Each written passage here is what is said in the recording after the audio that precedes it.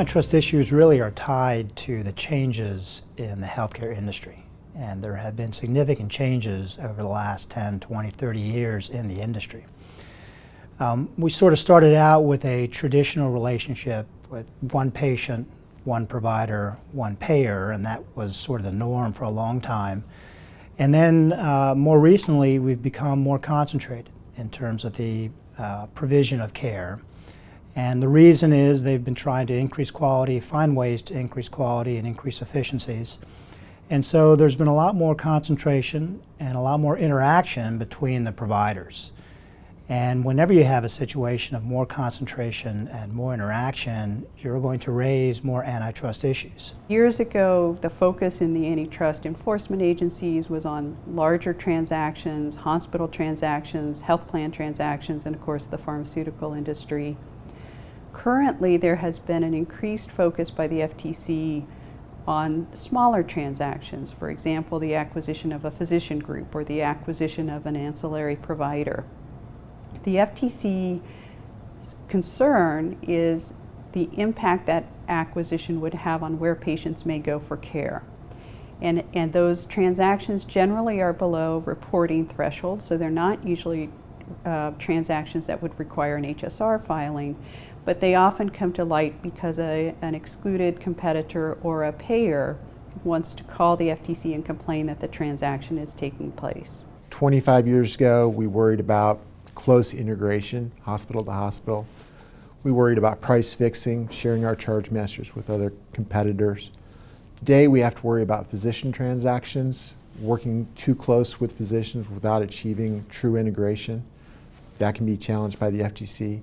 Acquiring physicians to create market leverage has been challenged lately. I think the enforcement agencies have expressed in sort of no uncertain terms less tolerance for immunities that parties may have otherwise relied upon to try to engage in certain conduct and to get certain transactions through.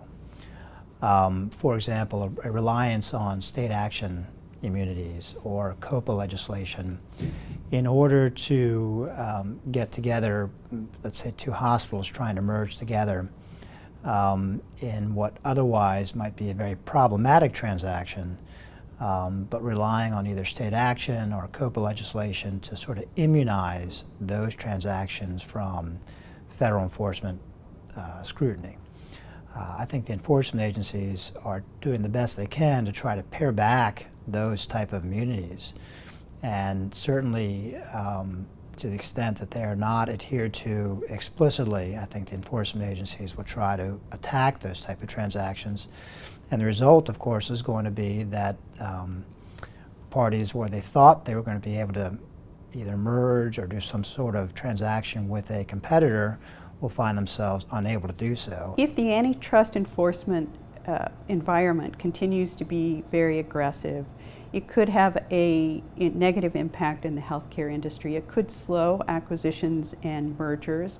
And while some might argue that that would be a good thing, that would preserve competition, the flip side of that is in some cases smaller providers, smaller hospitals, smaller solo practitioners may need to become part of a larger organization in order to survive in the healthcare market. Antitrust issues ought to be top of mind for any industry or any entity in the healthcare industry that wants to engage in some transaction either with a competitor or get involved in some vertical relationship with some other entity in the healthcare industry.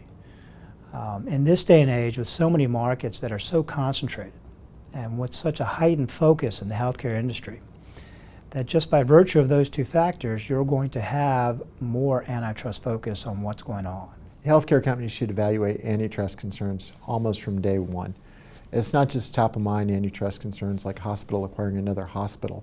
We're starting to do some creative, innovative transactions with physicians and building consortiums with other hospitals that aren't full integration.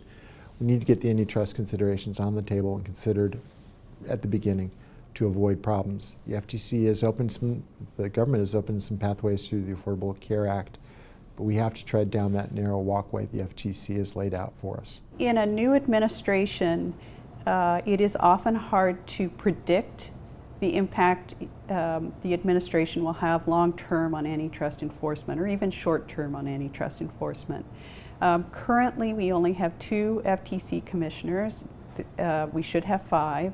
And so it's difficult to understand how the policy will be moving forward when there are positions still waiting to be filled.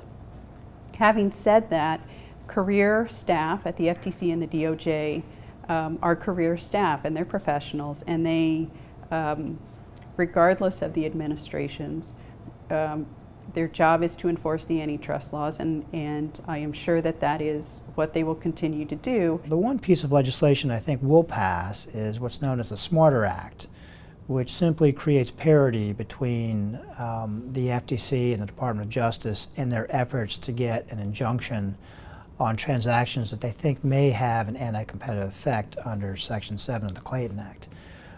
For most parties, I don't think that's going to have a whole lot of impact. For practitioners, I think it will have an impact because it'll sort of help us understand how the transaction might be attacked. One other issue, it seems to me, I think in administrative past there may have been a desire or a preference to try to explore new antitrust theories as ways to get at potentially anti-competitive activity. I don't think in this transaction there will be such an appetite to try to explore new theories that have not been tested in the past.